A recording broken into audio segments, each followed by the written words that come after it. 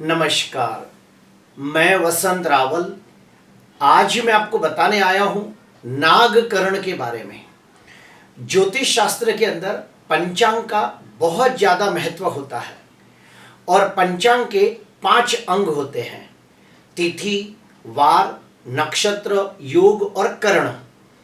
हमारी जो सीरीज चल रही है ये करण की सीरीज चल रही है और करण का सबसे ज़्यादा उपयोग मुहूर्त शास्त्र के अंदर किया जाता है। मुहूर्त शास्त्र के भी 5 बड़े बड़े ग्रंथ हैं जिसके नाम है मुहूर्त मार्तंड, मुहूर्त गणेश, मुहूर्त चिंतामणि, मुहूर्त पारिजात, मुहूर्त धर्म सिंधु और एक ग्रंथ है निर्णय सिंधु। इन सभी ग्रंथों के अंदर करण के बारे में काफ़ी गहन जानकारी दी गई है, काफ़ी विस्तृत जानकारी दी गई है जो आज मैं आपको देने वाला हूँ। सबसे पहले हम जानेंगे करण के बारे में, उसके बाद मैं आपको बताऊंगा कि नागकरण में जन्मे व्यक्ति कैसे होते हैं और आखिरी में बताऊंगा कि नागकरण के अंदर कौन कौन से कार्य करने से सफलता आसानी से मिलती है। तो आइए जानते हैं। टोटल 11 प्रकार के करण होते हैं। इन 11 करण के अंदर 7 करण चर होते हैं और 4 करण स्थिर होते हैं। तो 7 और 4 11 करण टोटल होते हैं। अभी हम जानेंगे चर करण के नाम: बौ, बालव, कौलव, तैतिल, गर, वणिज और विष्टि, जिसे हम भद्रा भी कहते हैं।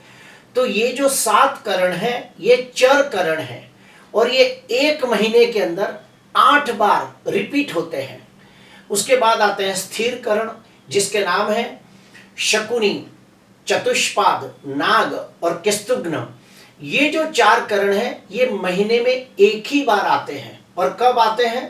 तो कृष्ण पक्षी जब चतुर्दशी होती है उसका जो उत्तरार्ध भाग होता है उसके अंदर शकुनी आता है, अमावस्या के दिन चतुष्पाद और नाग आता है और शुक्ल पक्ष की जो प्रतिप्रदा होती है, एकम होती है, उसके पहले भाग में किस्तुघ्न ये करण आता है।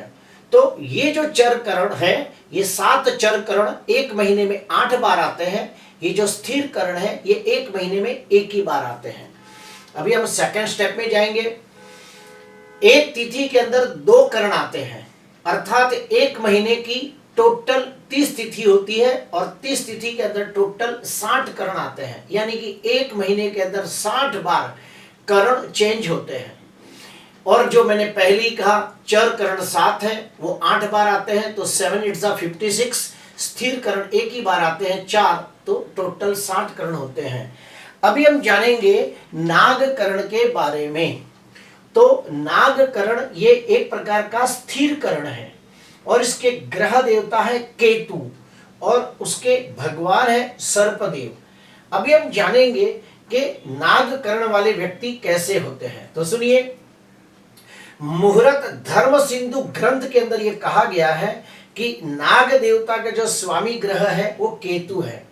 इसलिए ऐसे व्यक्ति बहुत ही चालाक, चतुर, होशियार होते हैं, तीक्ष्ण बुद्धि वाले होते हैं, उत्तम स्मरण शक्ति वाले लोग होते हैं। ऐसे व्यक्ति जल्दी किसी से शत्रुता करते नहीं, लेकिन अगर एक बार किसी से शत्रुता कर ले तो उसे जिंदगी भर निभाने वाले लोग होते हैं और वक्त आने पर सूत सहित अपना बदला लेने में भी माहिर होते हैं।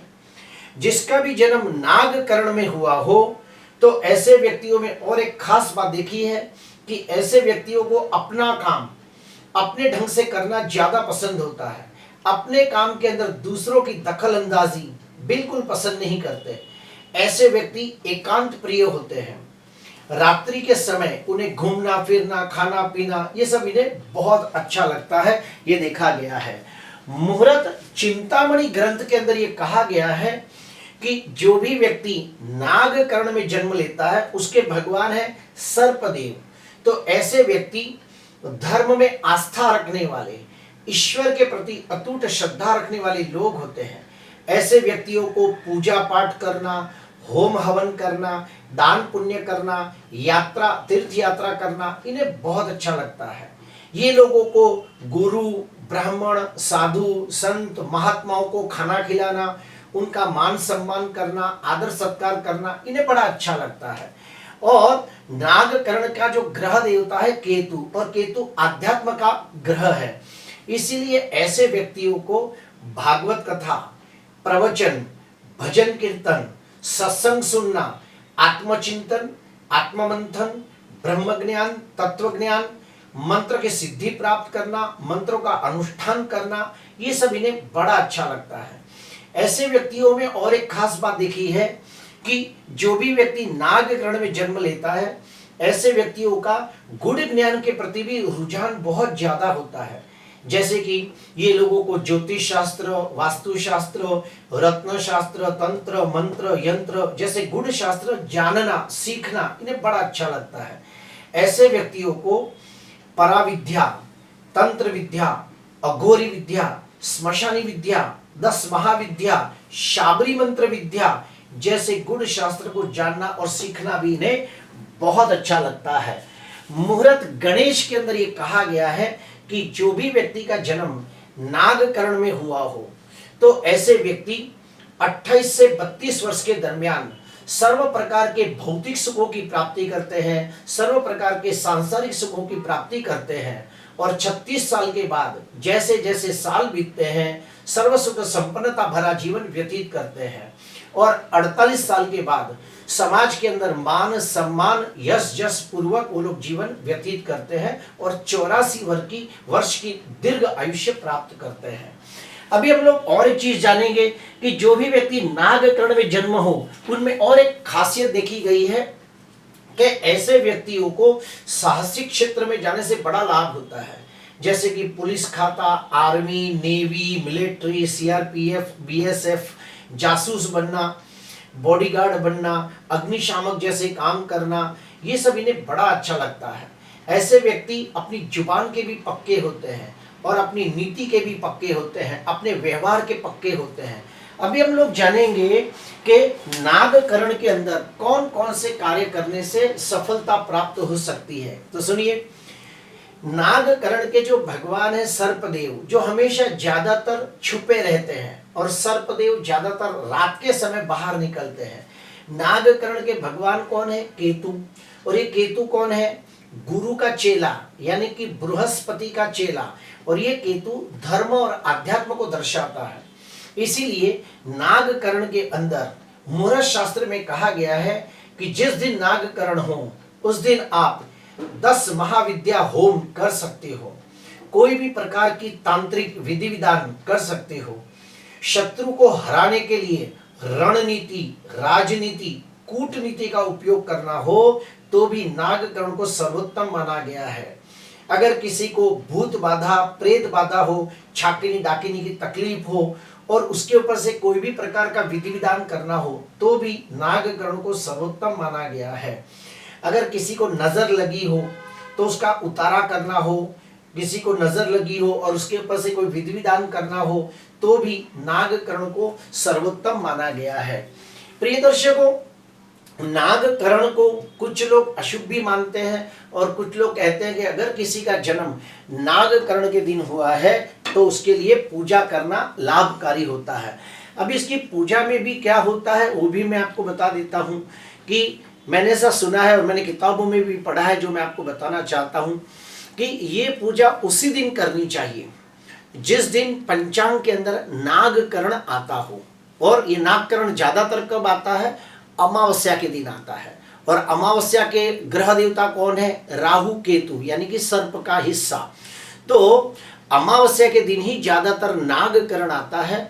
और जिसका भी नागकर्ण में जन्म हो और अगर उसे ऐसा लगता है कि वो व्यक्ति अपनी बुद्धि के हिसाब से, मेहनत के हिसाब से, काबिलियत के हिसाब से उन्नति, प्रगति, विकास नहीं कर पा रहा है, उसके हर काम में बहुत सारे विघ्न, अड़चने, रुकावटें, तकलीफें आ रही हैं, वो कितना भी अच्छा काम करे लेकिन उसे यश प्राप्त नहीं होता है, मानसिक दृष्टि से वो पीड़ित रहता हो, तो उसे नागकर्ण की शांति पूजा अवश्य करनी चाहिए। और ये पूजा कैसे होती है? तो जिस दिन नागकर्ण हो अमावस्या के दिन, उसी समय के दरमियान ये पूजा होनी चाहिए। ये पूजा घर में गलती से भी नहीं करनी है। ये पूजा किसी कर्मकांडी विद्वान ब्राह्मण के हाथों से करनी है। ये पूजा अपने घर से 10-15 किलोमीटर दूर किसी शंकर भगवान के मंदिर में या फिर दुर्गा माता, काली माता, ऐसे कोई मंदिर के अंदर जाके पूजा करनी है। ये पूजा के अंदर सबसे पहला काम क्या किया जाता है? गौ मुख प्रसव शांति की जाती है, अर्थात गाय के मुख से दोबारा जन्म लेना, ये विधि विधान है।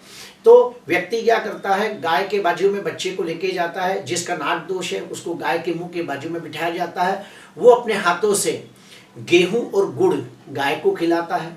उस समय ब्राह्मण कुछ खास वैदिक मंत्रों का उच्चारण करता है और प्रार्थना करता है भगवान से कि इसका दोबारा जन्म हो। ये दोबारा जन्म होने के बाद ब्राह्मण संकल्प लेता है। संकल्प में उस बच्चे का नाम लेता है, उसके माँ बाप का नाम लेता है, उसके गोत्र का नाम लेता है। उसके बाद पूरी पूजा होती है, अग्नि पूजन, गणपति की पूजा, कलश पूजन, पुण्यावाचन पूजन, मातृका पूजन, नवग्रह पूजन, नक्षत्र पूजन।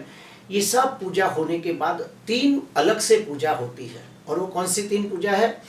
तो रुद्र पूजन, सर्प पूजन और केतु ग्रह की पूजा, ये तीनों की पूजा की जाती है। और ये तीनों की पूजा होने के बाद होम हवन यज्ञ होता है। ये हो जाने के बाद 27 प्रकार के वनस्पतियों को तोड़ के पानी में डाल के उबाला जाता है। ये पानी जब ठंडा हो जाता है तो 27 खड्डे वाले मटके को लिया जाता है, यानी कि एक मटके के अंदर 27 खड्डे किए जाते हैं और उस मटके में पानी डाला जाता है और 27 धाराओं से उस बच्चे को नहलाया जाता है। उस समय भी कुछ खास वैदिक मंत्रों का उच्चारण किया जाता है। ये हो जाने के बाद एक कांसे की थाली में देशी घी भरकर उसके अंदर स्वर्ण का यानी कि सोने का टुकड़ा डालकर या फिर पंच धातु का टुकड़ा डालकर उसमें बच्चा और उसके माँ बाप अपना मुंह देखते हैं। इसे कहते हैं छाया पात्र। याद रहे, गौमुख प्रसव शांति जब होती है तभी भी ब्राह्मण कुछ खास वैदिक मंत्रों का उच्चारण करता है। उसके बाद 27 प्रकार के वनस्पतियों को पानी में डाल के उबाल कर थोड़ा ठंडा होने के बाद जब बच्चे पे अभिषेक किया जाता है उसमें भी कुछ खास वैदिक मंत्रों का उच्चारण किया जाता है। जब कांसे की थाली में घी भरकर बच्चा और उसके माँ बाप अपना मुंह देखते हैं तभी भी कुछ खास वैदिक मंत्रों का उच्चारण किया जाता है। और ये सब पूजा होने के बाद ब्राह्मणों को पांव पड़ के दक्षिणा देके उनके आशीर्वाद ग्रहण करके घर पे आना चाहिए और भगवान का दिया करके भगवानों के आशीर्वाद लेके नॉर्मल वापस जैसे तैसे जीना चाहिए। तो प्रिय दर्शकों, आज मैंने आपको बताया कि जो नागकरण है ये नागकरण अमावस्या के दिन ही ज़्यादातर आता है और ये अच्छा भी नहीं माना गया है। कुछ लोगों के स्वभाव में मैंने ये भी देखा है कि जिसका नागकरण में जन्म होता है उनके स्वभाव में जिद, हट, गुस्सा ज़्यादा होता है और उनकी पढ़ाई में भी कुछ रुकावटें आती है। तो अगर ऐसा कोई भी प्रॉब्लम हो तो नागकरण की शांति पूजा अवश्य करनी चाहिए। प्रिय दर्शकों, आज के लिए बस इतना ही। आपको अच्छा लगा तो जरूर लाइक करें, सब्सक्राइब करें। नमस्कार।